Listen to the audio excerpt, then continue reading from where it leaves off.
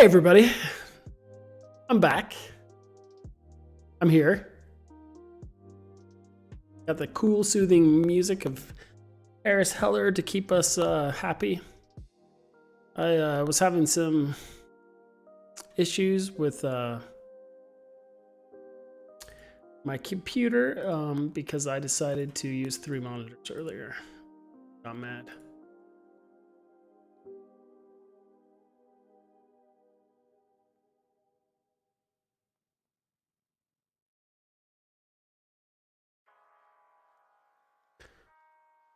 Oh, you're still not working.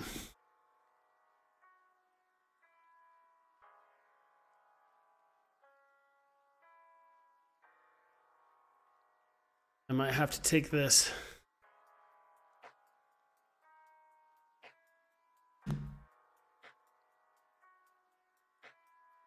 Gonna have to do something crazy and delete my preferences.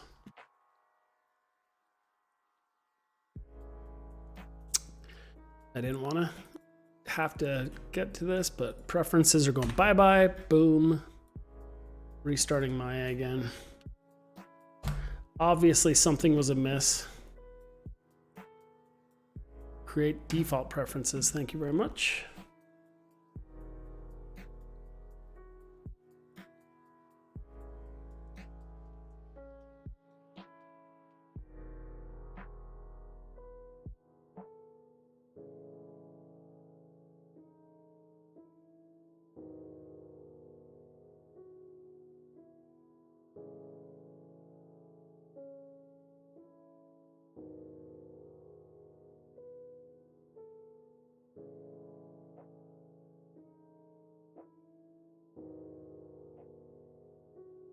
Dun, dun.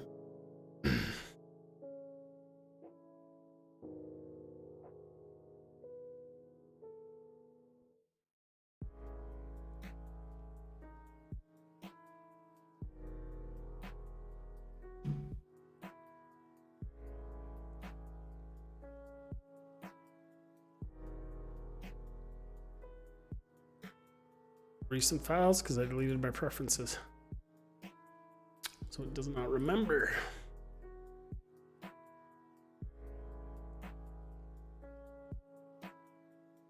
Don't do me wrong. Don't do me wrong, buddy. Professor Zagal, how are you doing, good buddy? Oh, there we go. Now my stuff is working now. Okay. I'm doing good. Working on a speed model if you want to come join us. Doing a little 3D modeling.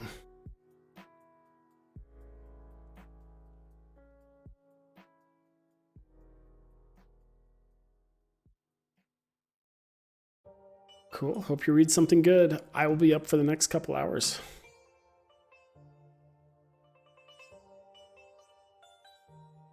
You have yourself a good night. Keep it real. Hey, those, you know what? Those emotes turned out pretty good. They turned out pretty darn good.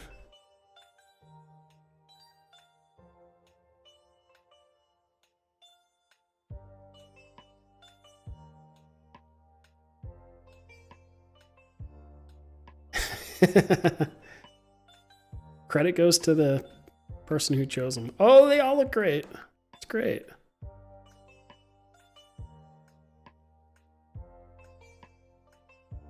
Love it.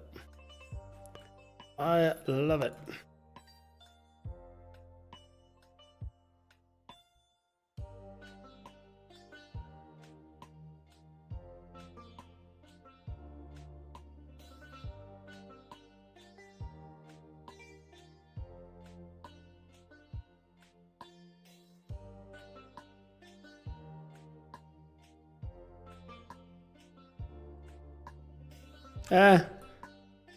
You know what? It was just editing some images. It wasn't that difficult, but you're very welcome. I'm happy to do it. Good night, my friend. I will do my best. I will do my best to teach them well and let them lead the way.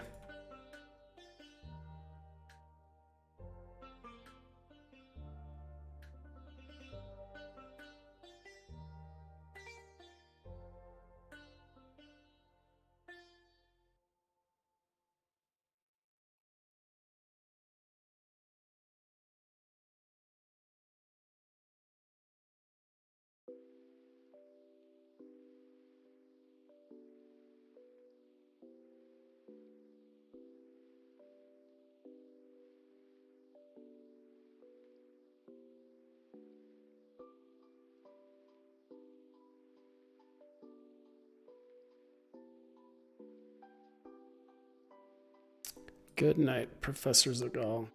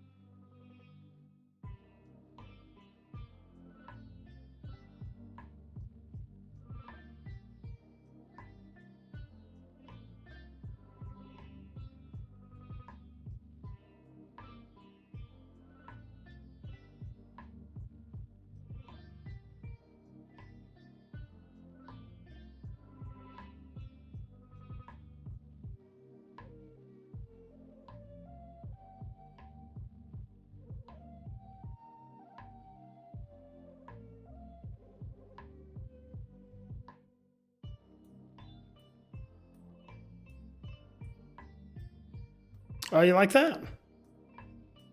It's kind of chill. Kind of chill. Keep kind of things. Keep things.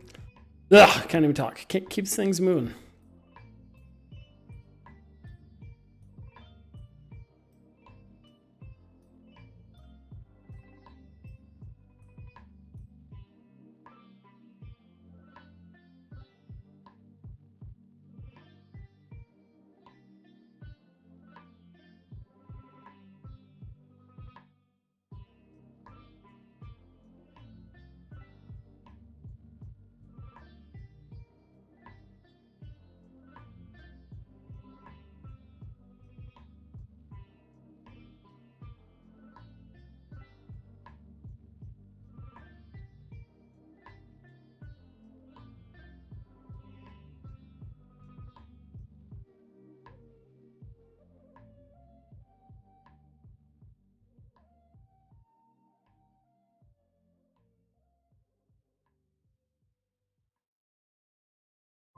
Intermountain Healthcare, we understand that broken arms haven't stopped.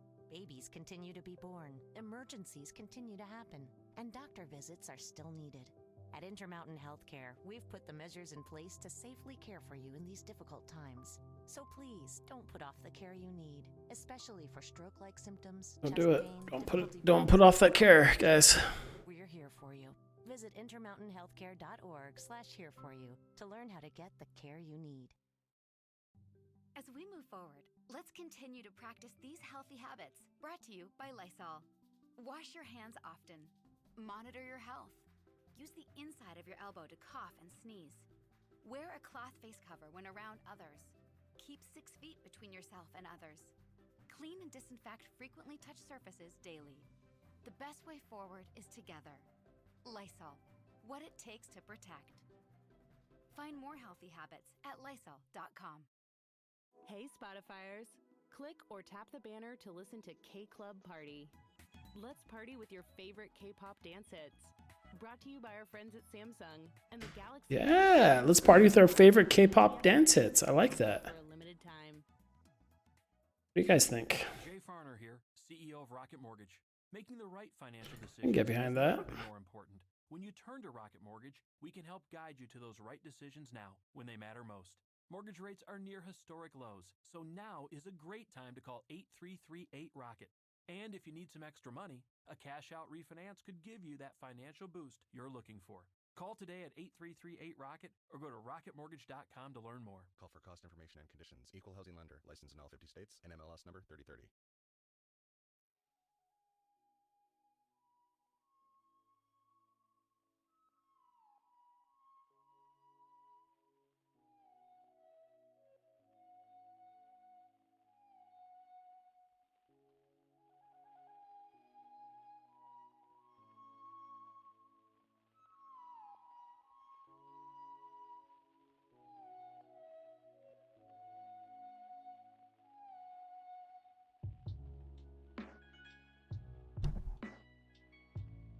Go. And the music chill.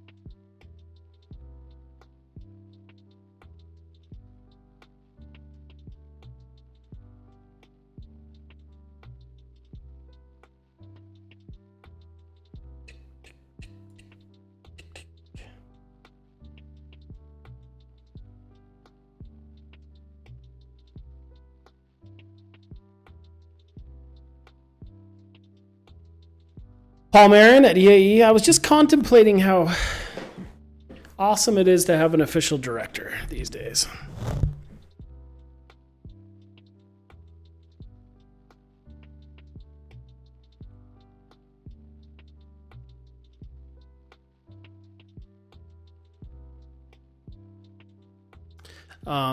But in all seriousness, if you want to know the official word on why. So for the first hour in class, we're doing a speed model project where I give the students a model to work on. In this case, it's a cottage set by ArenaNet, and it's serious because I'm very serious about my modeling. And in just a couple minutes, they're going to post their progress on Discord, and then I'm going to go over my approach to modeling. And then we're going to introduce the students to tileable textures today, and we're going to do some texturing on this building. Because their final project for the next week is a architectural building game model. We just submitted our low poly character models yesterday, and they were fantastic. So that's where we are, my friend. We have some nice chill music going on too. So for my students watching, you are in the presence of the director of EAE right now. He likes to check up on me, make sure that I'm not steering you guys wrong. I totally understand. I wouldn't trust myself either.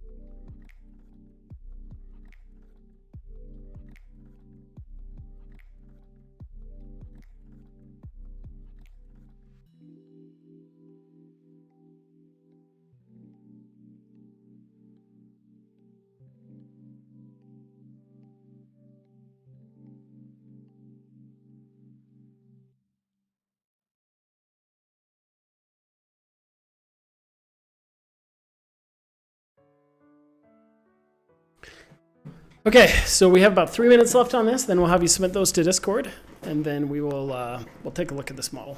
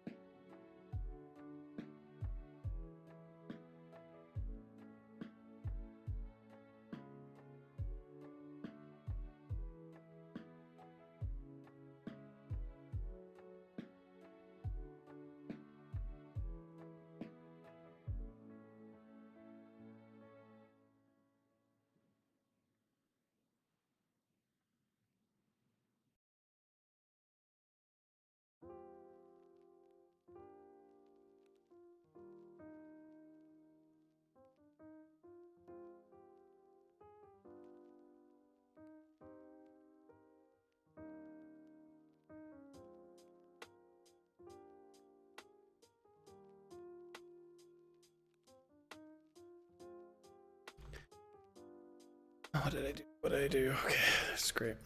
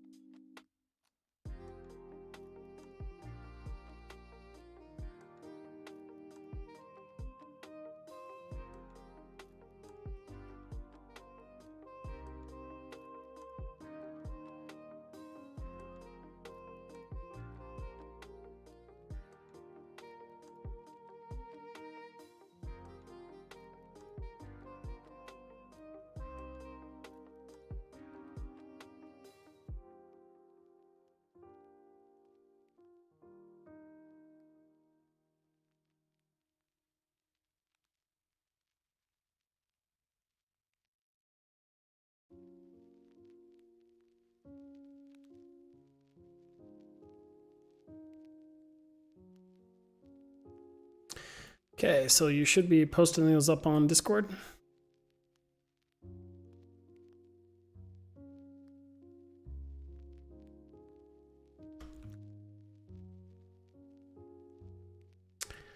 Like you do.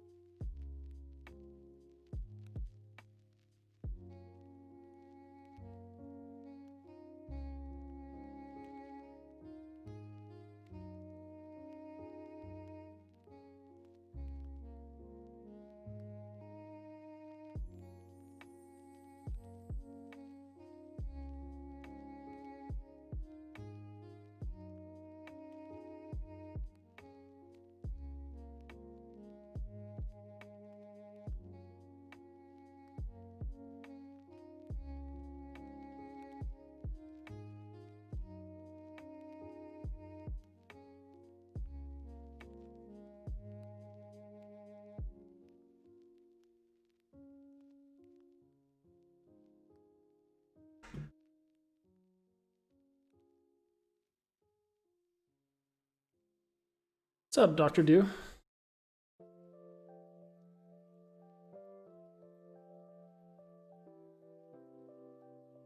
No, it was a computer issue.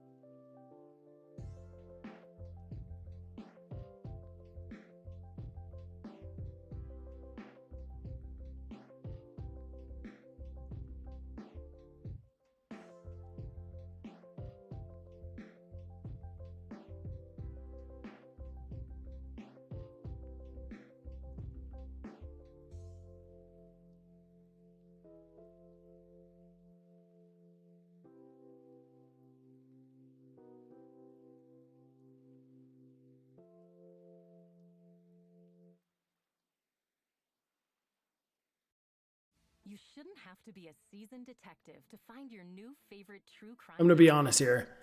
Professor Dew thought it was an appropriate time to call me and talk about his bandwidth issues with Comcast, his internet provider. So we're back. So everybody should be submitting their goods.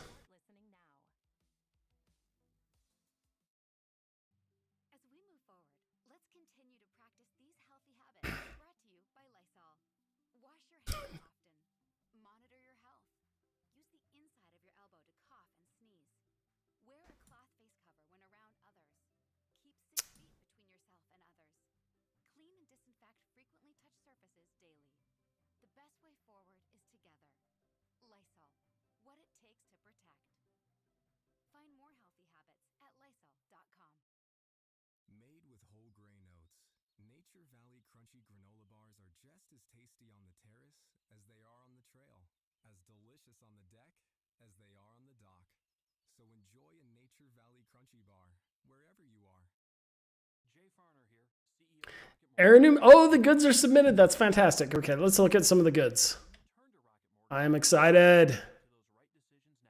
I'm just tweaking my model. Even though I'm just going to delete it in just a second, I'm just tweaking it some more.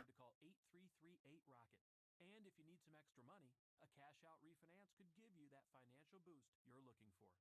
Today at 8338 Rocket or go to rocketmortgage.com to learn more. Okay, let's look at everyone's, let's look at the goods. Let's check out the goods.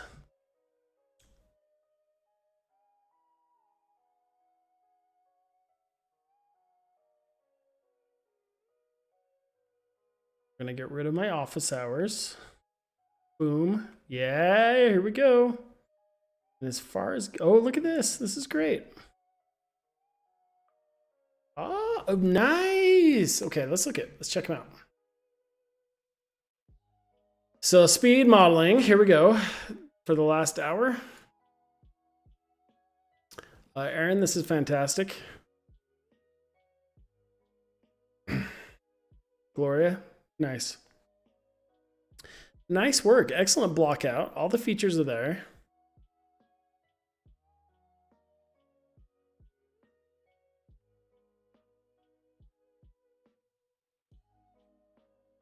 Very good. So two, we got two. That's not bad. Okay, so does anyone recognize this image? Does it look similar to any game types you've seen?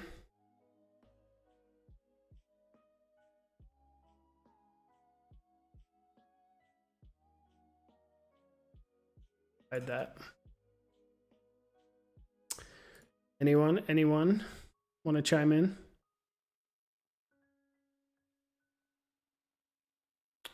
Is it from Sekiro? I'm not sure what Sekiro is, but no, it's not. I think I do know what Sekiro is. Okay, I'm going to show you guys. Usually I show it later. So here's what we're going to do today. So your next assignment is going to be to do a low poly building. I'm not sure. We'll talk about it in a little bit in Zoom about what building you guys have selected to work on. But this one is coming from an art test by a company called ArenaNet, who make a game called Guild Wars. They're based out of Seattle. They're up by Seattle, Washington. They're outside of Seattle. I think they're in Tacoma. I'm not quite sure. But a few years ago, they put out some art tests. And if you've ever heard of an art test, that's where they have you, this is actually for an internship art test, where they give you some artwork and see how well you can do on it. So they give you a concept to model, and that cottage is one of the concepts. And they gave creature art tests, character art tests, and a couple more. We'll take a look. What's cool about this one is that it was an open art test. So many times you have to sign an NDA and it's proprietary, but this one they gave out an open art test. So if you want to see how other artists did on this one, you can just type out ArenaNet cottage, and that should bring up several images of the same cottage, right? So if I click on my images on Google, so you can see here's the reference image that they gave. That's the same one you guys modeled from today. And so they they didn't give, I don't believe they gave specific guidelines for like texture sizes and all of that, but they said, feel free to make changes and add environment spots and do as you will. So what's kind of cool about this is we can look on the internet and see how other potential interns did on this cottage to put them in game. So here we can flip through some of them. Here's, you can see some polyflow on it. So a wide variety of versions of this. So this is kind of like when I give any of you a speed model or a concept art, basically project or design to work on. Everyone does something kind of different. This goes to this person's art station to show off their model. Some of them will show you their texture maps. Another version here. You can see all of them a little bit different. Here's one here. So you all did a really great job blocking that out. And so for the next 20 minutes, the plan for the rest of the class, the next 20, 30 minutes, I'm going to show you how I would block it out. And then I want to introduce you all to tileable textures. So for your characters, we did unique textures that were just in that 0 to 1 space. But I'm going to start applying some tileable textures to this cottage to start building up the foundation for what tileable textures are and how useful they are in especially environmental projects. And then tomorrow's speed assignment will utilize us creating some tileable textures on a little environment that I created. This one's interesting. It really pulled that section out far. But speaking of these art tests, if we just get rid of the cottage and just say art test, you can see here were their characters. This was the character art test they gave. So they gave you this concept, and then you had to model that character.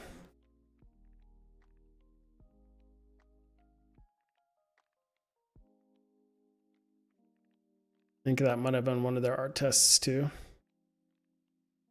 So they had a creature one. So this was their creature art test. And here are some of the creatures they made. They're pretty cool. They made a game called Guild Wars. I know they went through some layoffs. I'm not sure if they're still around. Okay, so let's take a look at this cottage. First, I'm going to delete mine. We're going to start from scratch on this. Just to show you how I'd bring everything in, which means we're just going to start with a new scene.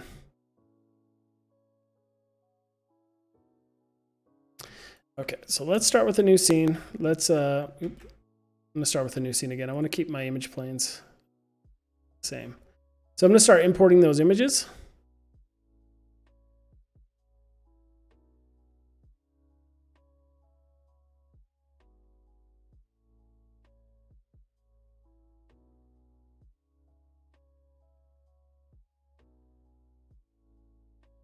That's one.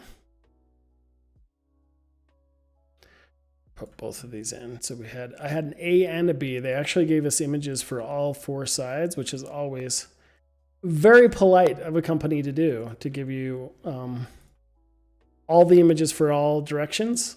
Many times a company will only give you the front and side and then want to see what kind of imagination you use creating the other back and side. So what's not there. We brought those 2 images in. Now I'm going to bring the side views in.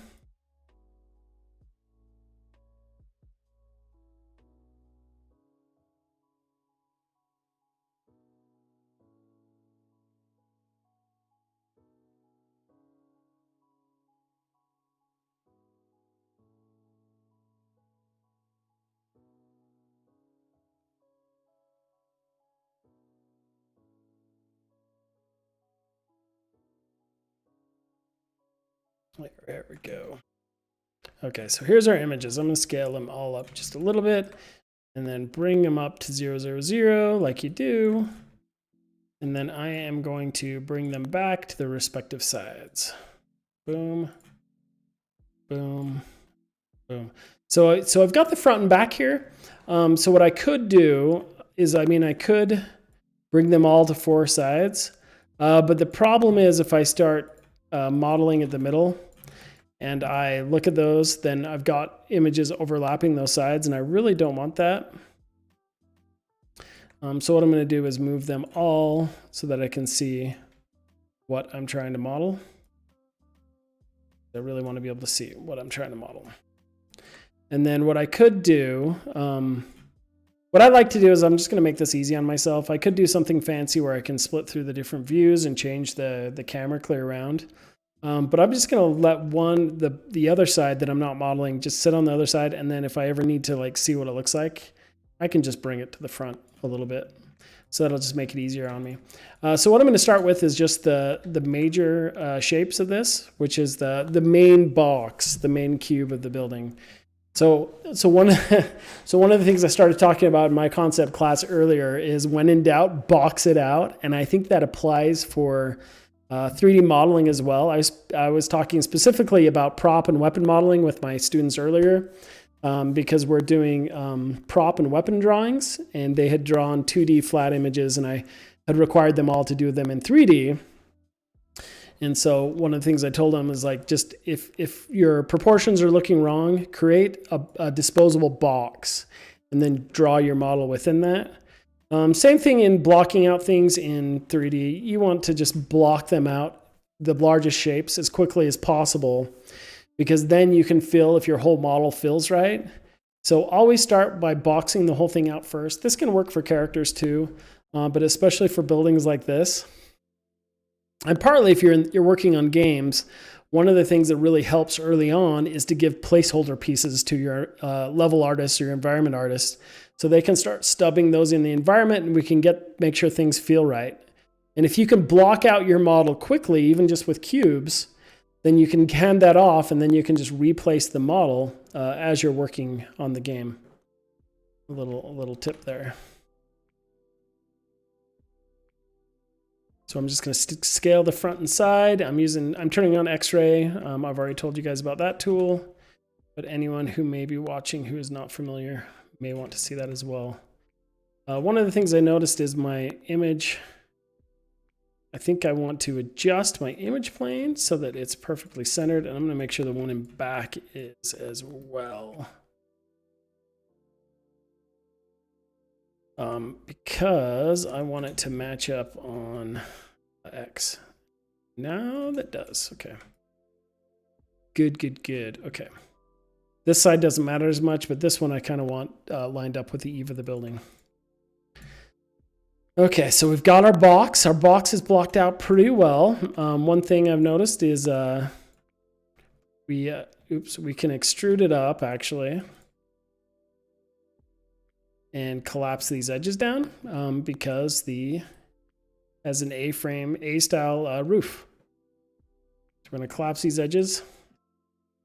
And because the roof kind of bows in a little bit, I actually don't want these outer walls either because they might clip out through the roof while I'm cleaning it or creating it. But before I do that, I'm actually going to show you a new tool. So I'm going to put that roof piece back on. I just realized it may save me just a bit of time without having to create a new cube. If this is kind of the roof shape, it's the start of it. So I actually just want to use that.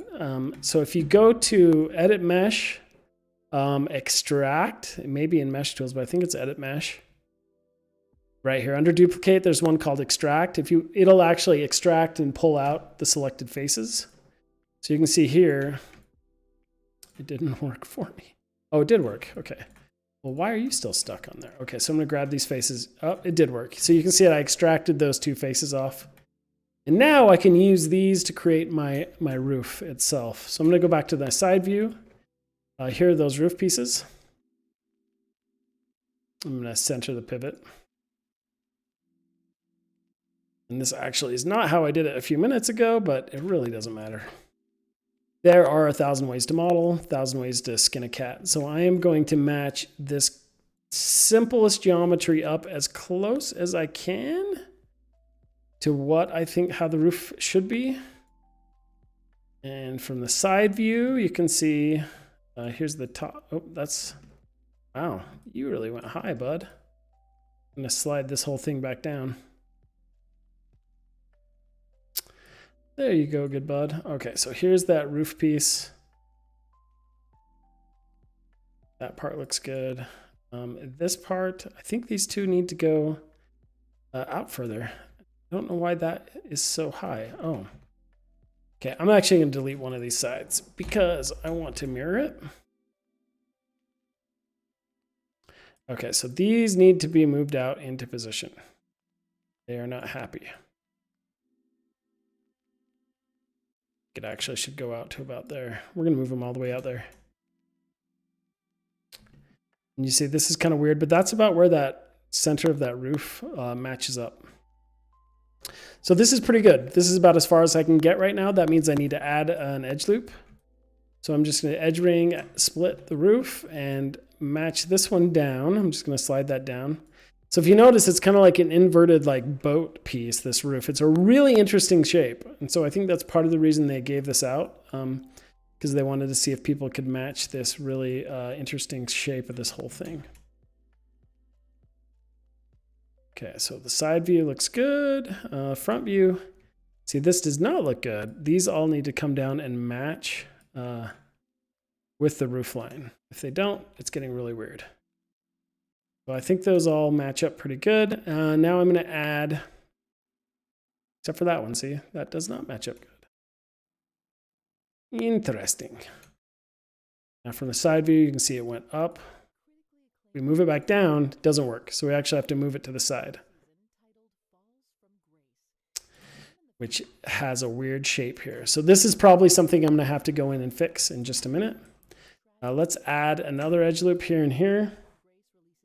And we'll see if I can't make this thing be a little bit more copacetic and happy with what I am trying to do. So let's move that up there away. This one down here as far as it'll go. These top ones down. But the roof is actually, in my opinion, the trickiest part of this. After that, it's a lot easier. Okay, so this one's looking pretty good. So actually, I like to imagine how I think this one goes, and I think the roof makes a rounded shape. If it doesn't, it's going to in my book. I think that looks pretty good.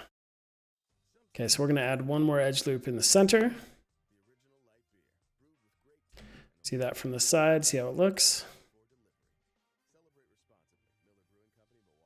And then from the side, it does not look good. It doesn't look happy at all. It looks mad. So this piece is around the lip of it, so it needs to come down. So I'm going to do that to all these pieces. I'm going to make them line up along the roof line that the concept art is showing me.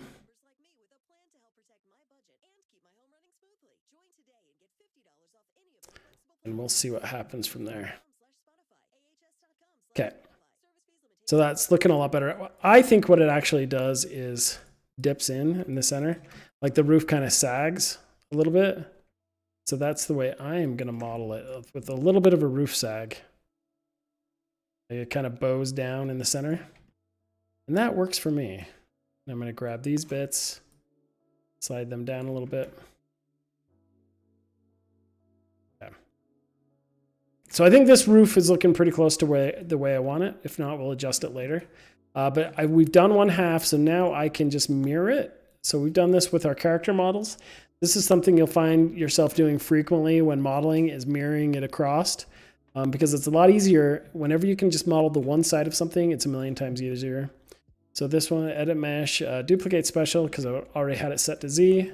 Now I can select both of those, mesh, combine, not conform, I don't know why I select that, mesh, combine, and then sew them together. So I'm keeping this thing low poly from the get-go. You see now I have the roof on there pretty good. So this is pretty easy now that I have like the full one plane of the roof. Really, if this were in game, it's only paper thin. And game engines typically only render one side of a polygon. And that's to make the engine more efficient and clean. And so if we looked at it underneath, because it's only one polygon thick, I wouldn't be able to see the other side. And if you want to see what that looks like, if we just select that roof and go to display, polygons, backface culling, it'll actually turn off the rendering of the other side of this. So if we flip it upside down, you see I can't see the roof anymore. because it's only rendering one side of the polygon, and that's actually kind of how a game engine would render it. And we don't want that. We want to be able to look under it and see it. So we want to create, you notice that there's a little bit of thickness to this roof. So I'm going to select the whole roof. Just select the whole thing. And I'm going to go edit, edit mesh, extrude. Ooh. Where's extrude at? Shift extrude. That's how I know how to do it. And we're just going to pull it down just like that. And it's got an issue now. So if we could pull it up. But it's kind of messed up because of because it has issues. But we can fix this. So we're just going to grab it. Now pull the whole thing down just slightly to match. But you can see now we have that lip around the edges. It may not be perfect, but it's pretty good. Okay, but I'm going to actually do this a different way because I don't like the way I did it. So what I'm going to do is I'm actually going to turn back on display polygons backplace culling. It'll actually turn this whole thing on. And I'm just going to select this whole outer ring because this is going to be easier for me to extrude. And then I can just hit extrude, pull it down, suck it in just slightly so it looks the way we want it to. Grab these corner edges here. So it kind of did the same thing, but now when I go to extrude it again, I won't have to select as many faces and it just makes my life easier. The other way would have worked actually just fine, but that's not how I wanted it. I'm just do these manually. Just gonna slide these in a little bit.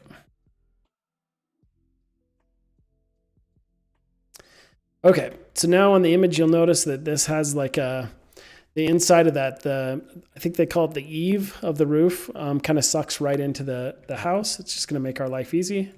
So I'm gonna select all of that again and extrude once more. And if I go to my scale tool, I will just scale.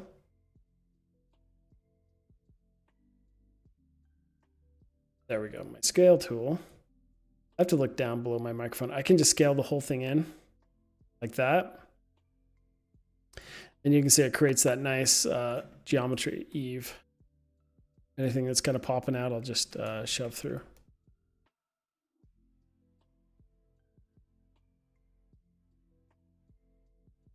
So it passes through there. This could all be adjusted quite a bit, but for now, for this speed model, it's pretty good. So now I have a full roof. It's solid. It's got a bottom and a top. Little pieces like this that bother me, I can adjust them. Not bad. Okay.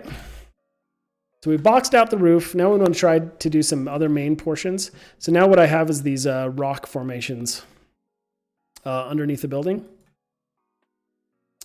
And I think I actually want to do, so it would go like this. This is actually rotated around the wrong way. So this needs to be rotated. It actually goes like this. You see the window and that door piece line up on either side. So I think this one's fine. Actually, this one needs to be rotated as well because the chimney should be on the same side. So we're going to rotate these around a little bit. Okay, that will be better. Now they match up right. So next thing we're going to do is we're going to do the base of the building. So we're going to do this little base piece that goes right here. So I am just going to select another cube. Try and fill this in as quickly as we can. And enjoy the the soothing music. Let's look from the side. Over here, you can see that it basically just goes to right there, and then it goes into this other base block. So as a whole, we're starting to get this all fleshed out. I think that's going too far. something right there. Can't really tell. Might be the building. We will worry about that later. Oh, this one is messed up. Okay. Oh, the whole thing got moved. How did that happen? Oh, because I turned it around, of course. It's all making perfect sense now.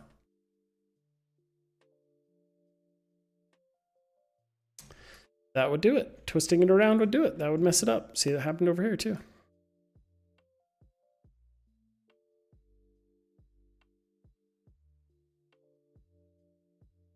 Oh, and it's not on because it's not centered anymore. So let's fix this the right way.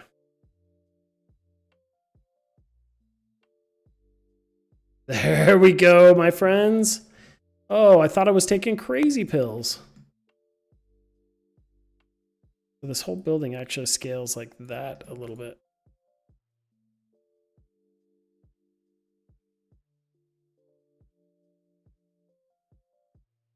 Blocking the whole thing out. Okay. Here we go. Are you ready for this? So next we're going to block out these base pieces. So we've got one at the head of the door and one on the other side.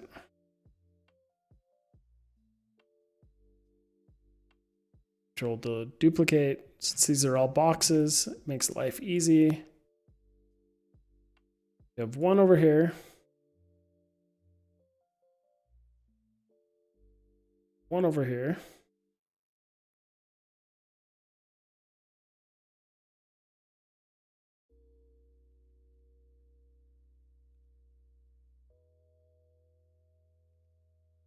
And one more over here.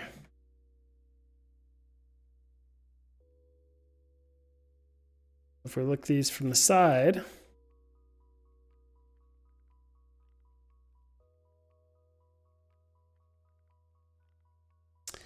let's see where we want these to go.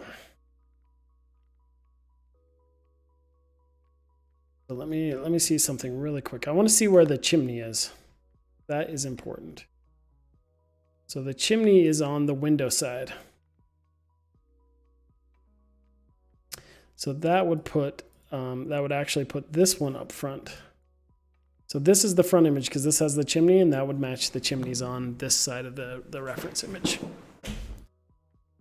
Okay, so that means these little yahoos actually go on this side. And then there's a flat one that goes up towards the other side. Which what I'm going to do is just bring this one out. Match that. Then I am going to add an edge loop to it.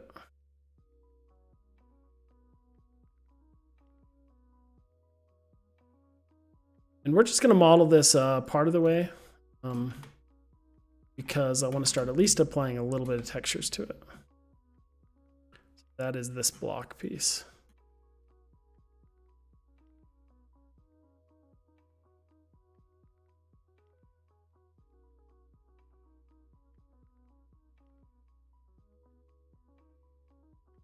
This one.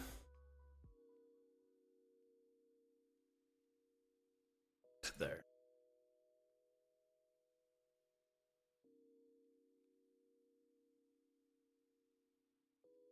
These two are for this door over here.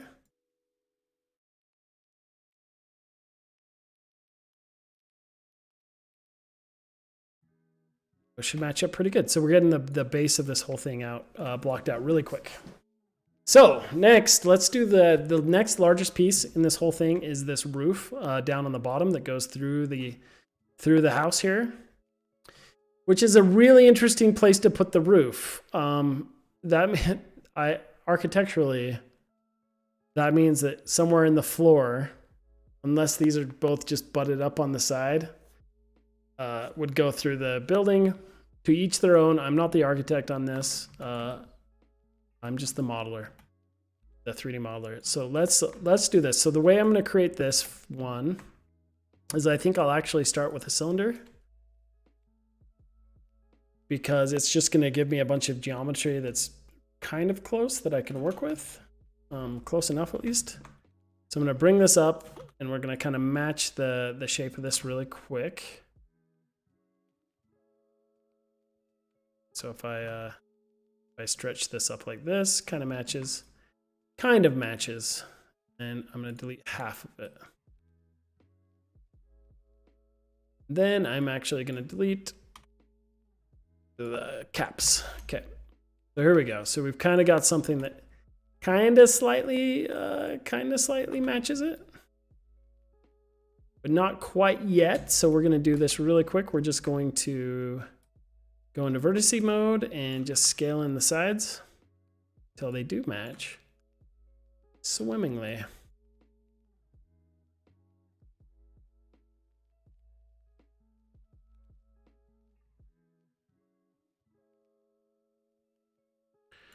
That nice rounded shape. It works. It works. Okay. So we've matched that up pretty well. Now we can just match up the side view as well on these. I'm going to show you an easy way to do this too. We'll fix it in just a minute. I'm actually just going to model one side of it from this point, and then we will spin it around. It's just going to make life easier. So I will just move this Yahoo over here, and then we will just do this one. At least I think that, yep, that's the one we want to do. Okay. So we will just leave you here, and we will just match these up.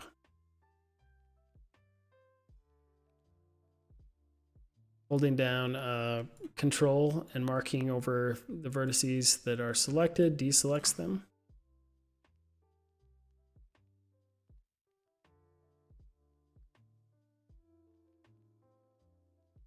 Easy peasy. So now we have that shape. Shape is looking pretty good. Okay, so now we're going to create the inside of this. We're going to kind of do the same thing we did to the roof. So I'm going to grab these outside edges. This is totally the wrong side. This is the door side. That's funny. It doesn't matter. It'll still work. The door side and the window side. Extrude these edges. So I'm going to scale them in a little bit.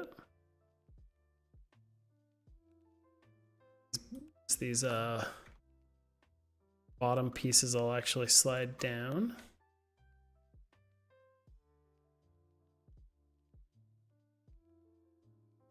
Straighten some of these out. Okay. So that works out pretty good. Now I can just grab these inner layers again. Do one more extrusion.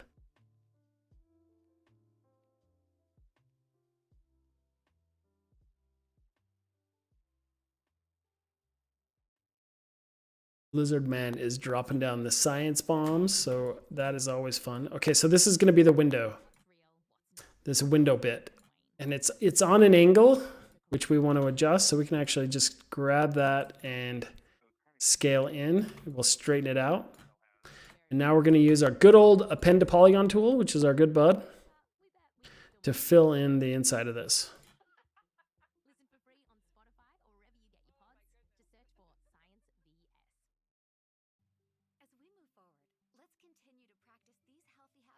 Hit Y to reset the tool. Selecting one edge and then the corresponding edge on the other side. Fills that all in. Bada bing, bada boom. This is where the door, actually on this side, this is where the door will go. Because we just modeled this side right here. The inside of this. So if this is the door side, it needs some steps there. But I am just going to extrude this piece down. Now we can apply a door texture to that whole thing. But it blocks it in pretty quick.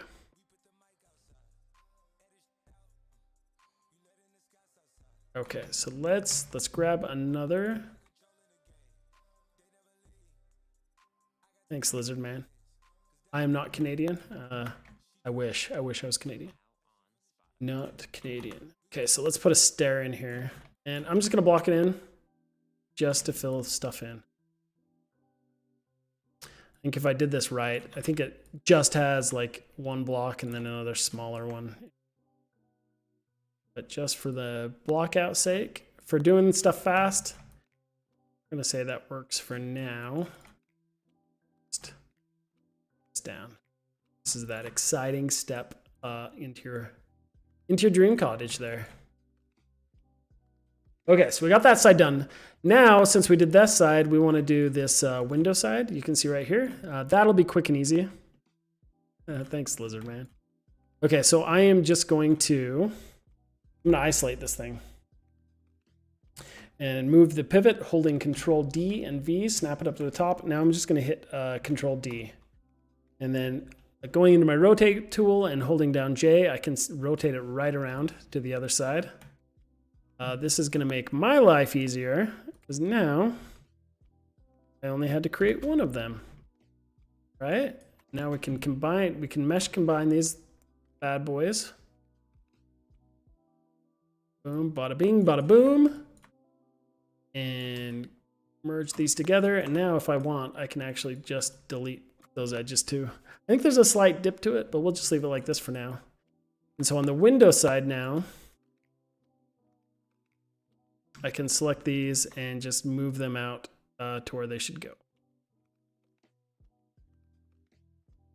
Okay, and so that is where the window would go. We have the window side and the door side. Boom, so we've done most of the major pieces. If you'll notice, around the center of this, over here you can see this other awning. That's like another window, yet another window. If we pull this piece up, you can actually see it. You have this window right here. So I'm gonna add that window.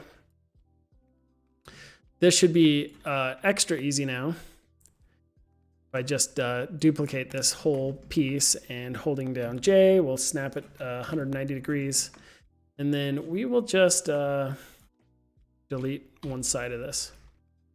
Grabbing the vertices, scale it in, and move over. This will be what I'll shove in for the new window. Let's keep that little panel on there. It's not hurting anything. It's only triangles, 2 triangles for now, so we'll leave it. But I'm gonna hold down D and V and middle mouse drag my pivot up to the top here.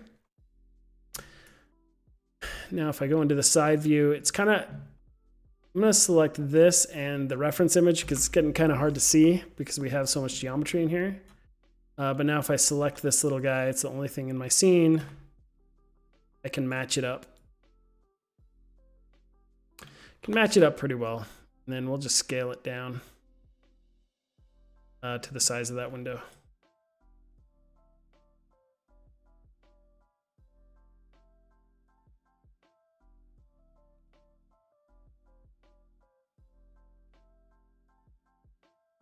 From the other view, see it's clear the snot out here. Just gonna grab it and slide it into position like you do. Pretty easy. If we look at it, boom. Not too shabby. Maybe we'll move it out just a little bit so it fits. And then make sure that the base of it is going up. Poppin'.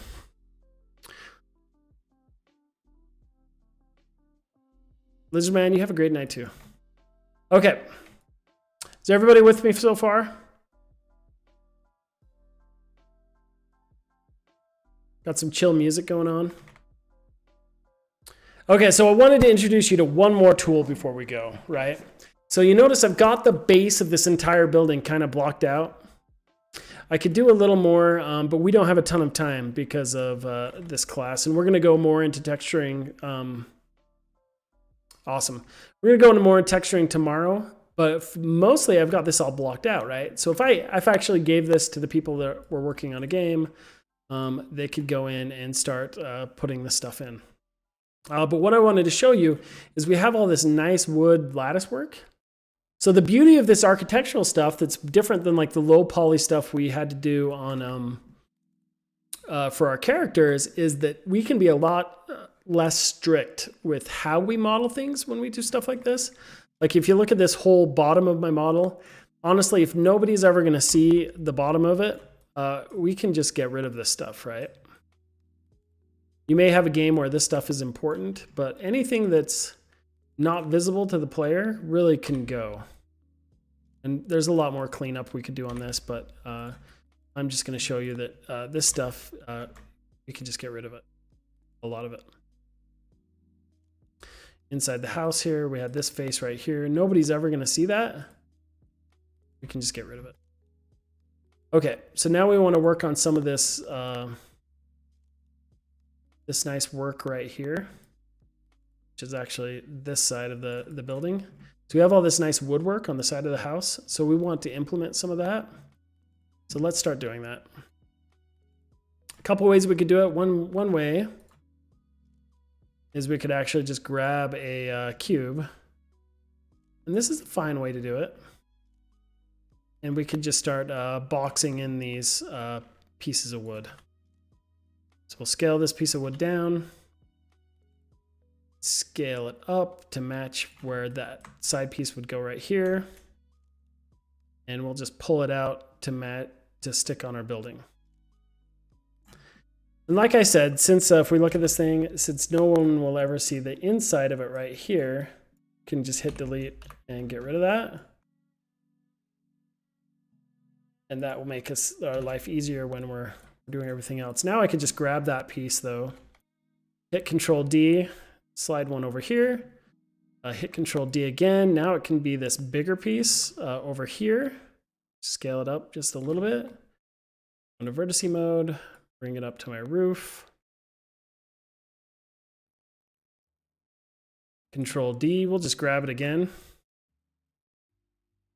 Fix the verts on the other side. You can see right here, we can start decorating this, this building pretty quick. Right? So now it's starting to look like it. And you know, all this stuff will need tweaking, but it's a pretty easy way to start really getting it feel like the concept art. One of the things I want to show you too is we have this nice window right here with this nice curve on it. So I think we've used this tool before, but one of the great tools is the Create Polygon tool. And this one actually allows you to just click along the lines and start placing vertices. The only thing is we need to match those when we come back around. But you can see just like that, we've created a polygon object. We do need to make sure that we turn them into quads though. I'm just using my multi-cut tool. But really quickly, I was able to match the design of the object. So I'm going to select him and go to modify center pivot, and then see where he is. And so I'm going to drag him right out to the edge of my model. Okay, now check this out. I'll drag him right out, and then I'm going to hit extrude. And I'm actually extruding him the opposite way, and that's why it's black, because I actually extruded it inside out. So you may not want to do that, but if you ever do that and you want to know what the heck happened because it doesn't look right, the normals are reversed. So if this was to be rendered inside an engine, it would be invisible. Anything that's black would be invisible. So we're going to go to mesh display and just reverse that, and it's fine. So now we have the start of that window. Pretty cool, yeah? And like these pieces, the vertical pieces now, we can do this pretty quick. We're just gonna hold down J, snap those to the side. Oh, come on, buddy. Ah, it really wants to, there we go. These will be these cross beams. Kind of just go through.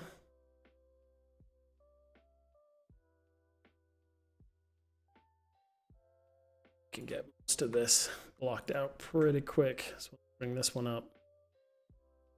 Scale it down. Lovely, lovely. And I'm just stuff it underneath some of those edges. See, we've got these little slats in between here.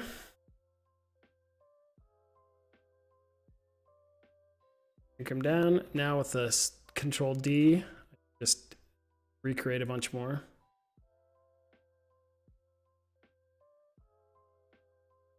There's one there. Sure. Up here, we're just going to do this side of the building. Call it pretty good and then play with some textures.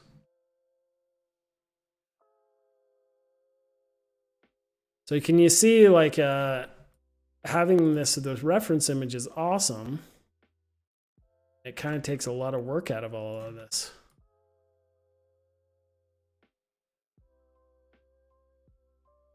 This one would go. If you look at it from the side, pretty good.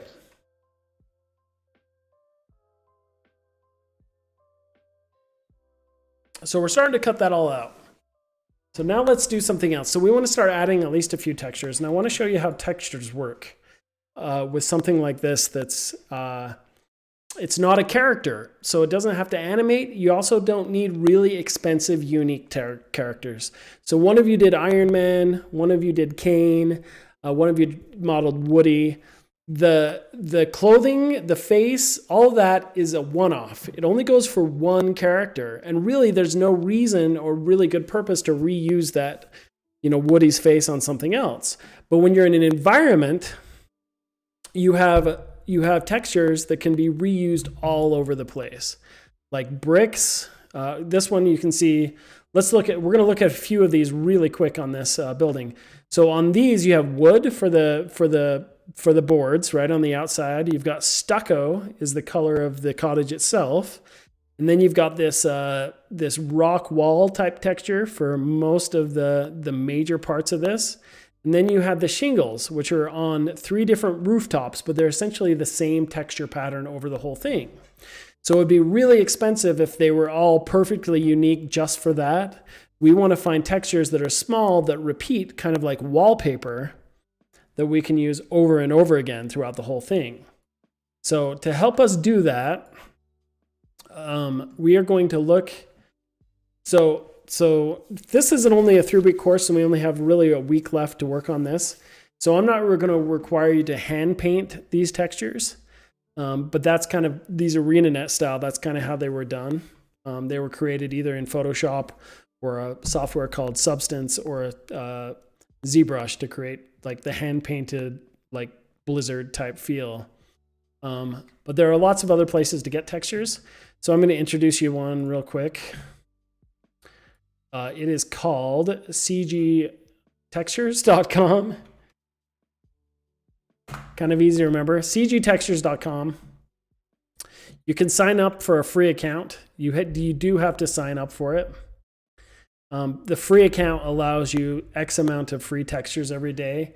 If you're only getting small texture maps, you could download them forever. For this type of assignment and for your final, Quixel's supposed to be really good.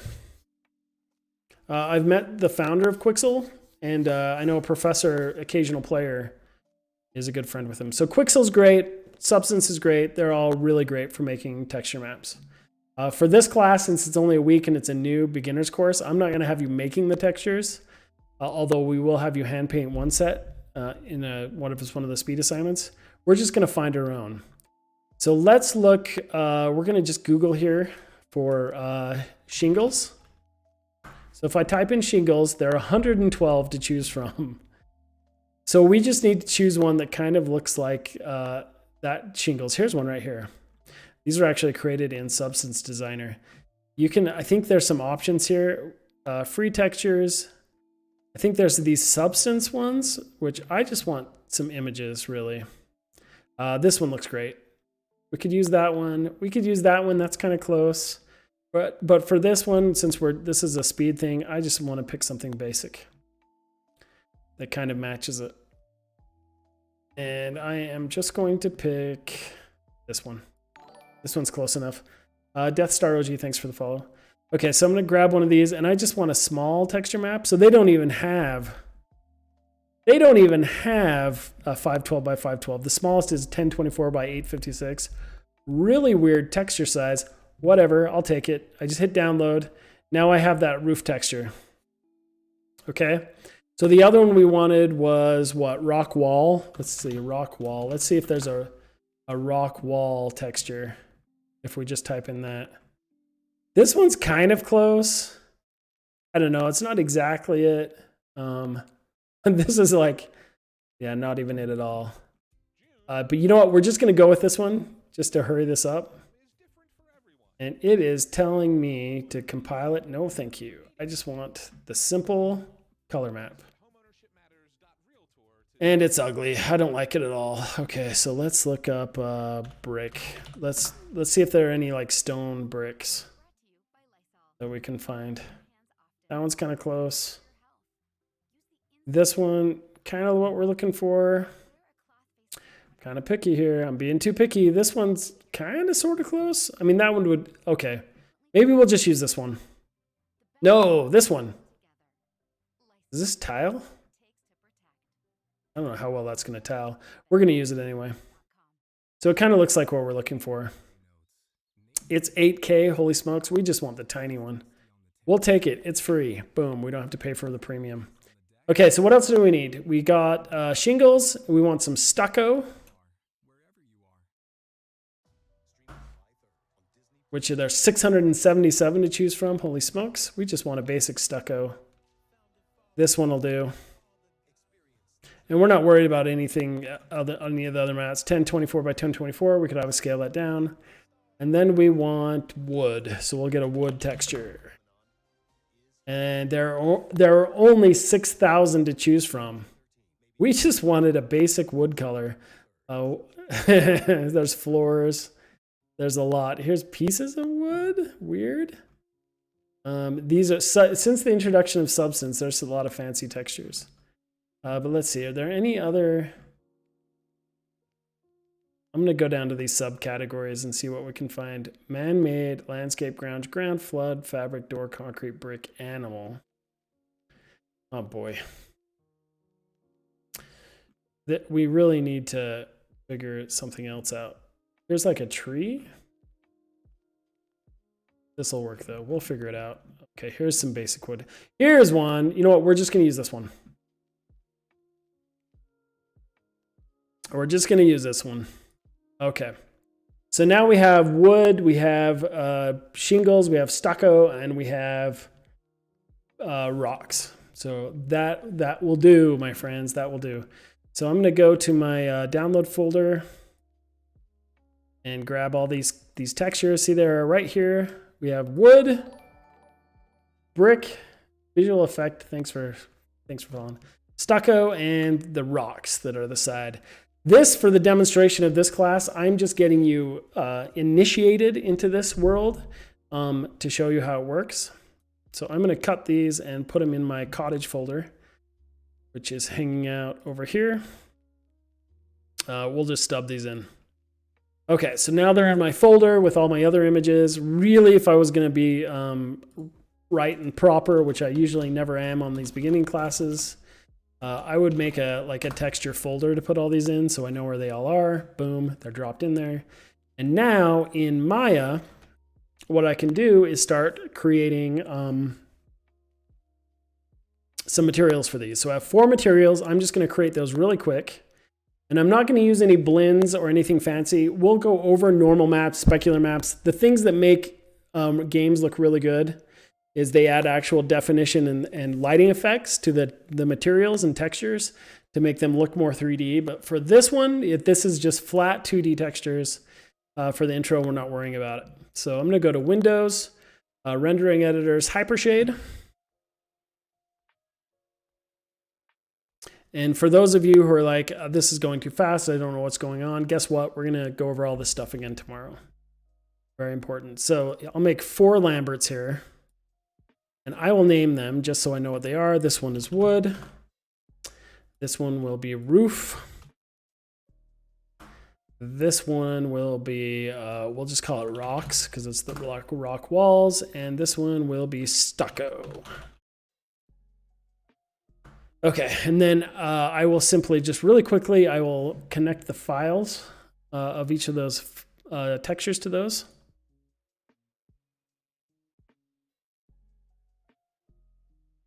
It's going to 3D Paint Textures 1. So this one under cottage, textures, which one was this anyway? Wood, okay. So seamless, wood, okay. So boom, that wood texture is on this material. Let's hit the stucco now.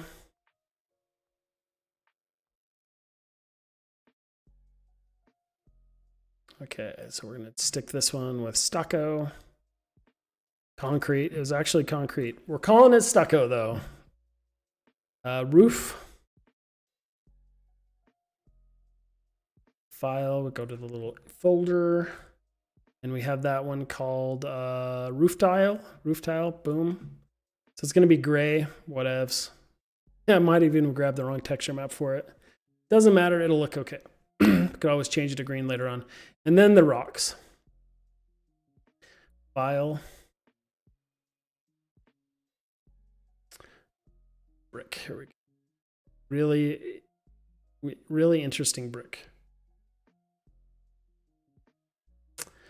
Open, boom, we got the rocks on there. So this is the easy part. So watch this. I'm gonna hit 6 so I can see my colors. Basically what I can do now is I'm gonna grab I'm gonna grab this whole base piece, right click on stucco and say assign material. And you can see it's assigned the material to it even though it doesn't look good. Same with all the wood. We're gonna adjust them in just a minute.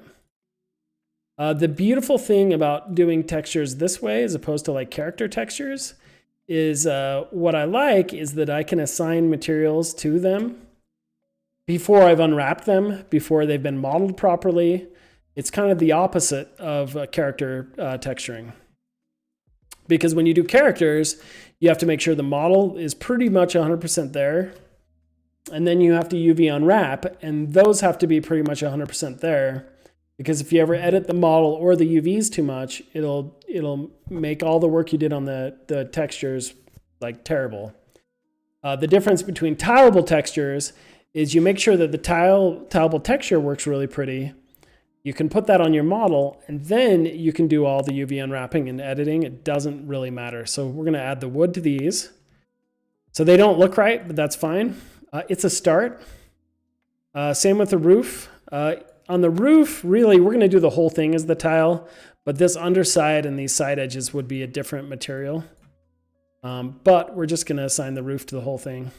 And this time I'll middle mouse drag it. You can see it's got those gigantic roof slabs on it. Same for this one. I'm putting a roof over the whole thing.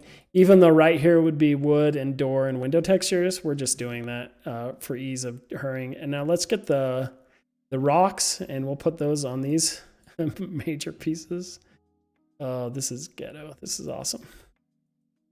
It's actually kind of cool. So now we're going to fix all this though. And look, I accidentally deleted a side of this. That's great.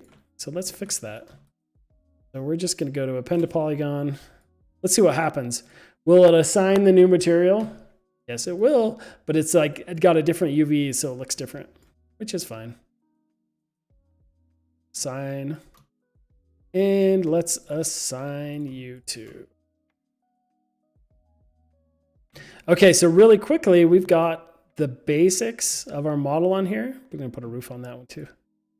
But now we need to do some UV unwrapping, right? So let's do that. So I'm actually going to grab, let's just grab this whole thing. If we look in my UV editor, you can see my tileable texture here. Now here's the beautiful thing about tiling textures as well, is when we did our character models, we had to keep it in this 0 to 1 space. Tileable textures are not the case. So I'm going to UV automatic unwrap this. And you can see all the boat pieces here. I'm going to go into UV mode and just move them out of the way. We just have to make them look good here. This is kind of doesn't matter as much. So I'm going to grab the UV, the shells on these. Okay. And rotate it. So that's upside down. Okay, so that is actually more right side up, how we want it to look. And you can see on here now that side is upside down. So I'm not even sure which side is which. But now we can just scale those up to make those textures smaller. Right? So pretty cool. And one of the things you'll notice is that we kind of want this to curve on the same shape. So I can fix that. So one of the things I can do is I'm going to pull one of these out, which is this front end. And I can actually move the vertices to make them stretch the way I want them to. So I actually want the top of this whole thing to flatten out so they all bend with that top piece. Now I can kind of bend these up to where I want them to, so they kind of do the same thing, and stretch them out. So they kind of curve with the texture. So pretty cool. So we have like kind of the roof on here. Like I said, these pieces don't look right because really they need a different texture map on them. But for the roof itself, that looks pretty dang cool. This one, we will just flip around and do the same thing.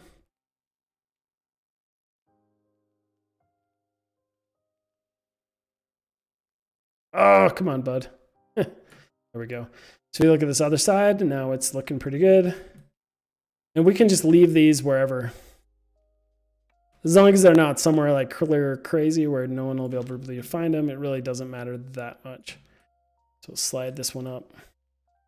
But this is the fun of tileable textures. So this little texture right here is just repeating everywhere over and over and over again. And we adjust them by adjusting these ones. Flatten this one out a little bit. Make them curve.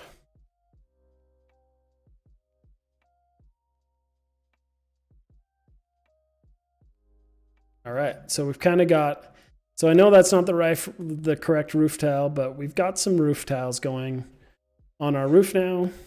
Stucco is all messed up. It's looking darn terrible. I mean, look at that. It's all like got these lines on it because it's all stretched and funny. So the same thing here. I'm just going to UV automatic unwrap it. And so you see by default, it looks a lot better. These ones I could actually sew them all together though. If I want to, it really doesn't matter. And then they kind of seamlessly meet up on the sides. Roof looks good on this side. This one's kind of stretched, I think. Yep. So somehow this one got, oh, something's wrong with you. Oh, I tied too many together. There we go. That's better. What are you? You were another side? Where are you, bud? Oh, are you on the bottom? Oh, apparently you had a bottom. Good for you. Okay, so there's the stucco color. The wood is kind of the same type of deal. Let's do this one just for fun. So if I select this one and auto unwrap. So we can auto unwrap that guy. And the thing about this is the wood grain is all going straight up there. I kind of want it to go across that way. So yeah, we can just grab this and rotate it whichever way we want.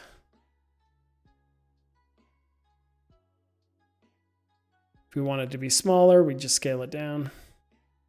If we want the grain to be bigger, you could scale it in. But we want it to be smaller, I think. But that is how you would do that. So the roof tile, same with these bottom bits, we would just retile it the same way. So on these, if you decided, man, those shingles are way too big, we want them to be a lot smaller than that, you could just grab the whole thing and scale it up. And because they tile seamlessly, it doesn't matter. They just seamlessly go across. Pretty easy. Next terrible thing is this. So if we want to make these fit, same deal. This is just the default. So we're going to UV automatic map that.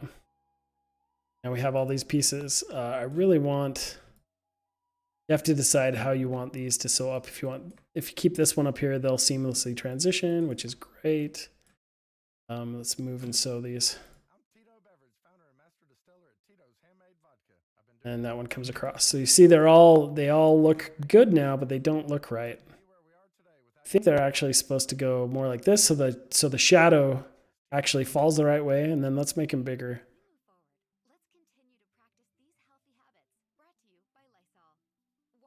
And just like with the roof, if I want them to be straighter, they're kind of at an angle right now. You can basically do crazy stuff with the UVs on these type of tileable textures. There's a lot of leeway with them. Really hard to mess them up beyond repair because you can always delete them and just remap them if you need to.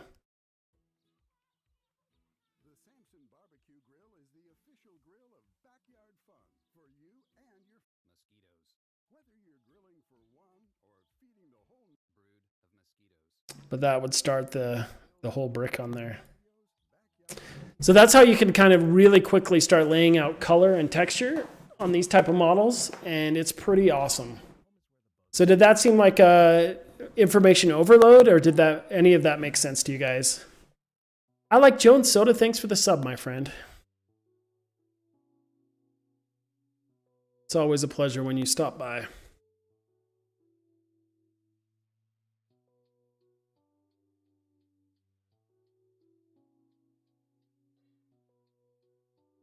All right, so no comments from the class. This all just seems super simple and easy. Gloria says getting used to some new information. That's great. So hopefully this helps. Let me ask you guys, for everyone in the class, I think we can avoid hopping into a Zoom call tonight. You guys have all been working so hard getting your characters ready. So here's what I'm thinking we do for tonight, because you guys are probably exhausted, is this should give you a good idea of kind of like the building you want to model for your final assignment. So you can choose something that doesn't exist in real life if you'd like to. Just get plenty of reference images for it. So if you notice, like this cottage from ArenaNet gave really good reference images. It gave you both the front and back and both side views to work with. So plenty of information to know exactly what it should look like. So if you do want to find some concept on the net, keep it about this size. Anything more elaborate with more landscape and crazy kind of features, I've noticed in a week's time is really difficult to model the whole thing. So I would say the simpler, the better. And then, whatever you find, get plenty of reference. If you do find something in the real world, like for example, one of the ones I was going to model with my students last year, I'm going to pick one tonight too, so I can model it with you just like I did Rocket. The faculty building at the Incheon Global Campus is actually a good example because it's kind of this simple standalone building with repetitive features. It would actually be really fun to model. It may not seem like the most interesting building in the world, but it's kind of cool. Another example would be like the Lotte building, or even the Lotte Tower in Seoul, and any kind of building like that that kind of looks unique.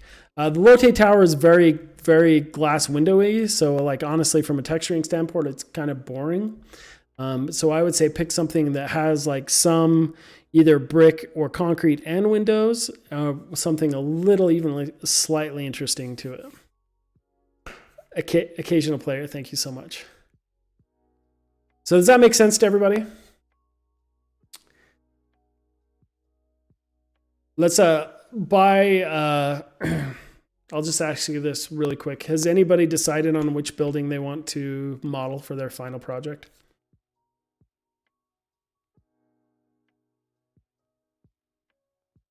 Gloria says, yup. I'm not sure if that was the first or the second one. Not yet. Okay. Dove soap, not yet. Nope, not yet. But this gives you a good idea, right? Hopefully.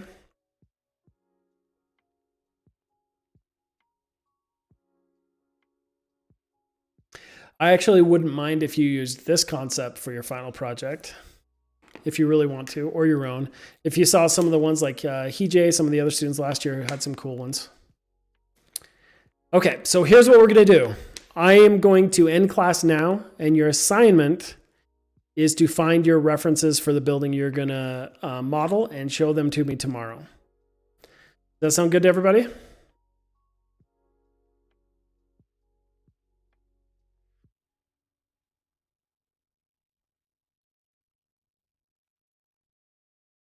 Cool. We got some cools, we got some yups, we've got some goods.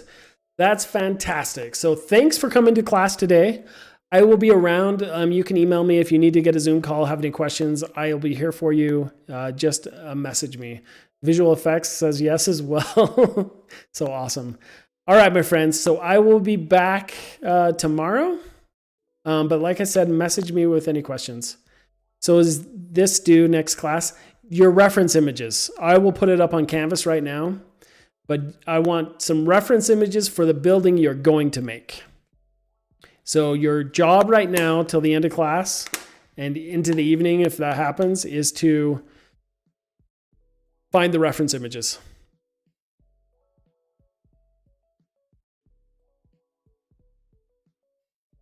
Does that make sense?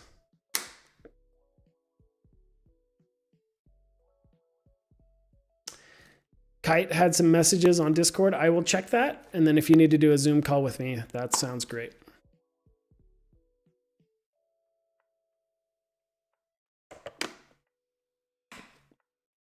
All right, my friends, we'll see you tomorrow. Message me if you have any questions. Kite, I will reach out to you right now. Good night and good day and good luck. Look forward to seeing your reference images tomorrow.